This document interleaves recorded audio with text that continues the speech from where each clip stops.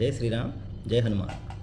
ఆచంట నగరం దగ్గరలో ఉన్నటువంటి దొడ్డవారిపాలెం అనేటువంటి గ్రామంలో శ్రీ శ్రీ భక్తాంజనేయ స్వామి వారి యొక్క ఆలయ నిర్మాణం జరుగుతుంది. అది యాక్చువల్గా పునర్నిర్మాణం అని చెప్పాలి.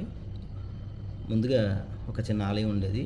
ఆలయంలో ఉన్నటువంటి శ్రీ ఆంజనేయ స్వామి వారిని చిన్న షెడ్లో పెట్టారు ఇప్పుడు ప్రస్తుతానికి. అక్కడే నూతనంగా దొడ్డివారిపాలెం అనేటువంటి గ్రామ ప్రజలు చాలా భక్తి శ్రద్ధలతో ఈ ఆలయాన్ని నిర్మిస్తున్నారు.